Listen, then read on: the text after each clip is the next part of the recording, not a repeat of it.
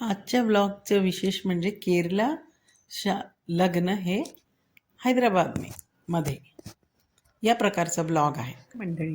आज मी माझ्या चॅनलवर घेऊन आले रथसप्तमीच्या दिवशीचा ब्लॉग. इकडे थोडंसं ब्रेकफास्ट केला, आम्ही बाहेरून मागवला होता आणि फ्रूट्स खाल्ले, तयार झालो आणि नंतर एका लग्नासाठी आम्ही निघालो. लग्न केरळा फॅमिलीचं होतं आणि मी आणि माझा मुलगा आम्ही दोघं कॅब करून आउटस्कर्ट्समध्ये होतं हैदराबादच्या, निघालो.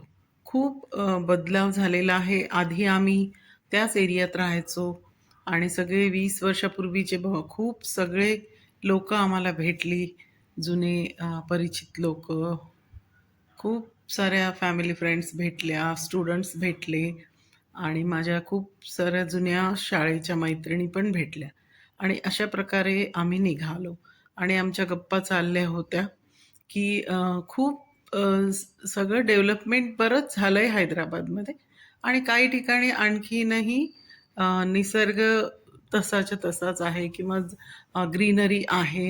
हैदराबादपासून दूर 1 तासांचा हा ट्रॅव्हल होता. जवळच म्हणजे 1 तास म्हणजे फार दूर नाही आहे, फारशी ट्रॅफिक पण नव्हती. रविवारचा दिवस होता, लग्न होतं 9:30ला. तर आम्ही निघालो 8:30 पावणे 9ला निघालो. तो कॅबनी आम्हाला जवळपास एक तास लागला. बरोबर आम्ही 9:30 वाजेपर्यंत पोहोचलो. तर खूप साऱ्या गप्पा करत होतो आम्ही, की लहानपणी मुलगा जेव्हा 3-4 वर्षाचा होता तेव्हापासूनचे हे मित्रमंडळी आहेत आणि तेव्हापासून सगळेजण शाळेत एकत्र स्कूल बसमध्ये, मी ज्या स्कूलमध्ये होते त्या स्कूल बसमध्ये हे सगळी मुलं यायची आणि तेव्हापासून म्हणजे अगदी 20-22 वर्षांनी आम्ही भेटणार होतो त्यांच्या आयांना, म्हणजे त्या मैत्रिणीच होत्या माझ्या.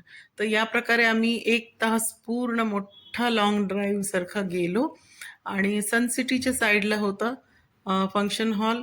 तिथे बरंच आर्मी एरिया असल्यामुळे झाडी वगैरे खूप आहे, ग्रीनरी खूप आहे. काही काही खूप डेव्हलपमेंट झालं आहे. पहिले काहीच नव्हतं 20-25 वर्षापूर्वी. आता खूप डेव्हलपमेंट पण झालेली आहे आणि काही भाग तसाच ठेवलेला आहे. या प्रकारे आम्ही गप्पा वगैरे करत करत आणि हा भाग किती बदलला आहे आणि कुठले कुठले रस्ते आहेत, हा कुठला रस्ता आहे, ज्या रस्त्यावरून आम्ही लहानपणी फिरायचो ते कुठलं आहे, हे सगळी चर्चा करत करत आम्ही मजेत एकदम सकाळी सकाळीच निघावं लागल्यामुळे घरातलं कुठलंही काम केलं नव्हतं. फक्त तयार होऊन पूजा केली आणि फटाफट नाश्ता केला आणि निघालो. लग्नाच्या तिकडेच लंच होता आणि त्याच्यानंतर अजून एका फंक्शनला नंतर जायचं होतं. लग्नानंतर 12-1 नंतर पुन्हा दुसऱ्या फंक्शनला गेलो. हळूहळू 1 तासात आम्ही तिकडे पोहोचलो. खूप सुंदर असा परिसर होता, वातावरण थंड होतं, खूप मोठा फंक्शन हॉल होता, सुंदर पद्धतीने सजवला होता. कारण की केरला वेडिंग्समध्ये फुलांची सजावट जास्त महत्त्वपूर्ण होती. तिथे सुंदर अशी स्वागतालाच फुलं आणि गजरे वगैरे ठेवले होते. खूप सुंदर होतं.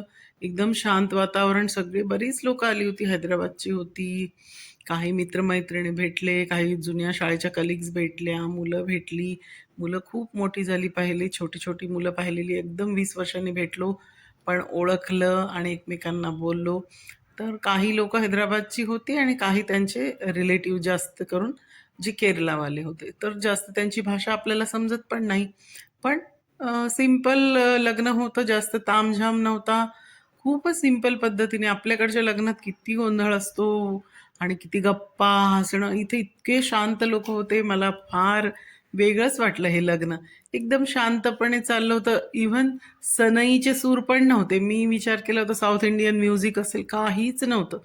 एकदम सिंपल सगळे लोकं शांत बसून म्हणजे विश करत होते आणि बघत होते काय चाललंय काय नाही स्टेजवर. स्टेज खूप सुंदर सिंपल पद्धतीने डेकोरेट केलं होतं. त्यांच्या ट्रॅडिशनल पद्धतीने पूर्ण तिकडे वस्तू ठेवल्या होत्या स्टेजवर. खूप साऱ्या हळदी कुंकू वगैरे, जसं की आपलं महाराष्ट्रीयन स्टाईलचं वेगळं असतं, प्रत्येक भाषेच्या लोकांचं कल्चरचं वेगळं असतं, तसंच त्यांच्याकडे काहीतरी झोपाळा होता आणि सगळं फुलांचंच डेकोरेशन होतं. खूप सुंदर होतं. हे इथे खाली ठेवलेलं आहे. पूर्ण त्यांचे म्हणजे लग्नामध्ये जे जे स्वीट्स आणि फुलं, पानं, हळदी-कुंकू, फळं असं सगळं सुंदर सजवलं होतं. एकदम सिंपल तरीकेचं लग्न होतं. नंतर आम्ही 12 नंतर आम्ही खाली गेलो. खालच्या हॉलमध्ये जेवणाची व्यवस्था होती. जवळपास 200 ते 300 पदार्थ होते. पण आपण खाऊच शकत नाही एवढे सारे. थोडे-थोडे आम्ही चॉईस करून थोडे बहुत घेतले आणि खूप हायजिनिक होतं. हातामध्ये ग्लोव्ज घातलेलं, डोक्याला कॅप, सगळं व्यवस्थित मांडलेलं होतं आणि एकदम गरम सर्व्ह करत होते. थोडं बहुत आपल्याला जे आवडेल ते घेतलं आणि डायटिंग वगैरे एक दिवस सोडून द्यायचं आणि मग आम्ही जेवलो आणि त्याच्यानंतर आम्ही मग बाहेर गेलो. तर ह्या प्रकारे सगळीकडचं मी काउंटरवरचं छोटंसं हे घेतलं क्लिप. हे माझ्या मुलाने थोडंफार घेतलं होतं आणि मी सगळं थोडं-थोडं घेऊन जेवण केलं आणि त्याच्यानंतर लग्नाचा समारंभ संपल्यावर आम्ही कॅब बुक केली और कॅबमध्ये बसून आम्ही निघालो परतीच्या प्रवासाला. या प्रकारे आम्ही 25 जानेवारीचा रथसप्तमीच्या दिवशी घरामध्ये फार जास्त काही करू शकलो नाही. फक्त पूजा केली, फळांचा नैवेद्य थोडा जरी हा ब्लॉग आवडला असेल तर please like, share and subscribe करायला अजिबात विसरू नका. याच प्रकारे वेगवेगळ्या प्रकारचे मी ब्लॉग्स घेऊन येईन. इथे तुम्ही केरलावाल्या लोकांचे लग्न. धन्यवाद. Thank you.